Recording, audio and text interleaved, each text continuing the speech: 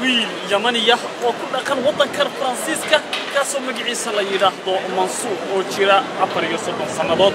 Mansour waxaan weydiin doonaa su'aalo ku saabsan waxa uu ka yaqaano Somaliland inuu weligii Somaliland maqlay iyo wixii macluumaad ah iyo.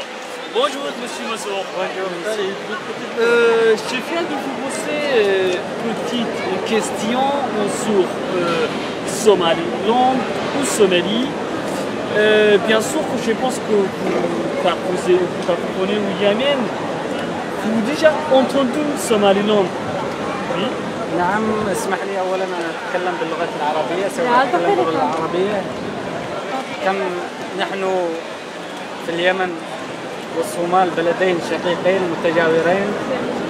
لدي المعرفه بما يجري في ارض الصومال والصوماليلاند بعد التوحد بعام 1991 إلى اليوم هذا، ولدينا علاقات كبيرة مع أرض السودان وخصوصا صوماليلاند اللي هي أرض السودان. أيوة. منصور waxa uu iga dalbaday in uu su'aalaha iga jawaabo luqadda Carabiga isaga oo door bidayay inaanu Carabi ku wada hadalno maadaama aanu labadeeduba nahay Carab. Haddaba balaan isku dayo inaan isagana Carabi kula hadlo walow Carabiga ay adag tahay. أنا جربت أن أتكلم بلغة عربية لو كنا عربيين. أنت سمعت صوماليلاند؟ هل تعرف اسم العاصمة؟ عاصمة البلد؟ نعم هرقيسة عاصمة البلد. هرقيسة عاصمة اللي هو أرض صوماليلاند هرقيسة، وعاصمة الصومال بشكل عام مقديشو، لكن هرقيسة هي عاصمة جنوب شمال الصومال لصوماليلاند. ما فكرتك الشخصية في هذا البلد؟ هل تريد أن تشوف بلاد متوحد وبلاد صوماليلاند والسلام؟ أولا أتمنى لجميع شعوب المنطقة الأفريقية الاستقرار والسلام، وأتمنى لهم يعني تحقيق ما يصبو إليه، سواء العيش متوحدين أو العيش في ظل كيان متجاور مع أرض الصومال ويعيشوا بسلام واستقرار وأمان في بلدهم اللي هو صوماليلاند، في الأرض الصوماليلاند. وأتمنى لهم أن يحققوا ما يصبو إليه من الأمن والاستقرار والسلام والرفاهية. كان لدي في مديريتي دكتور من صوماليلاند، دكتور، وتكلمت معه كثيرا عن حقوق أبناء صوماليلاند بالاستقلال وبالعيش بحرية وسلام. نتمنى لهم وكذلك نتمنى للأخوة الآخرين في الصوماليا الاستقرار والصومال الاستقرار والأمن والرخاء والرفاهية. لو ما كانت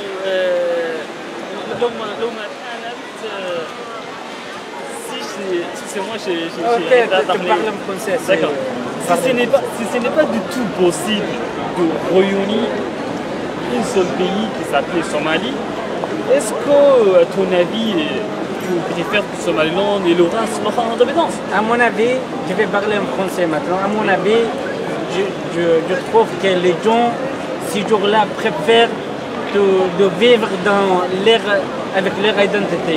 Comme par exemple, nous, dans le cas de Barcelone, de Catalogne, ils veulent vivre dans leur propre identité.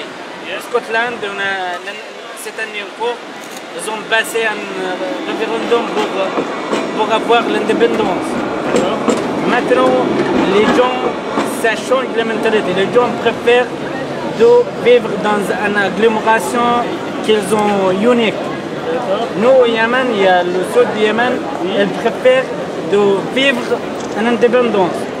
وبالعربي أقول أن الناس في هذه الأيام يفضلوا أن يعيشوا في هويات صغيرة مع إمكانية أنهم يعيشوا مع الآخرين بعلاقات أخرى. مثلا أنتم بجنوب الصومال تفضلوا أن تعيشوا مثلا يعني تديروا شؤون أنفسكم بأنفسكم. تعيشوا استقلالكم مع الحفاظ على العلاقات مع الآخرين. أيوة. سواء بالصومال باليمن أو يعني نظرتي الشخصية ورأيي الشخصي ليس فقط بالصومال فقط، لكن في كل مكان في اسكتلندا، في برشلونة، في كل مكان. حتى الآن مدينة فينيس الإيطالية نعم. تريد أن تستقل عن إيطاليا. هذا ليس يحدث في البلدان النامية مثلا، يحدث الآن في البلدان المتطورة. مثلا في هذه البلدان الأوروبية يحدث الناس les gens vont vivre يعني avec leur identité dans une petite agglomération. C'est pour ça ils ont été capables de gérer leur affaire.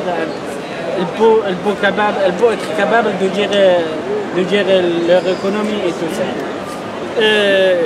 Je vous Est-ce que remercie. ça vous- Oui, je vous remercie le temps que vous m'avez donné et je vous souhaite une Moi aussi, journée. je souhaite le bien pour Somaliland. Je leur souhaite de réaliser qu'est-ce qu'ils cherchent. D'accord. Les Comme la reconnaissance Et internationale. aussi, c'est ça. aad iyo aad buu mahadsan yahay.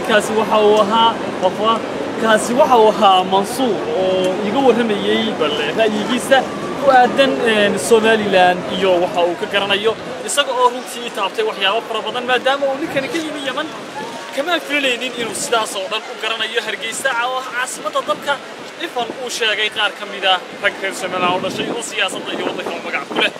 Mar labaad aad iyo aad baan ugu mahadnaqayaa Mansuur Jabuuti. Merci bien. Wa alaykum assalam wa rahmatullahi wa barakatuh.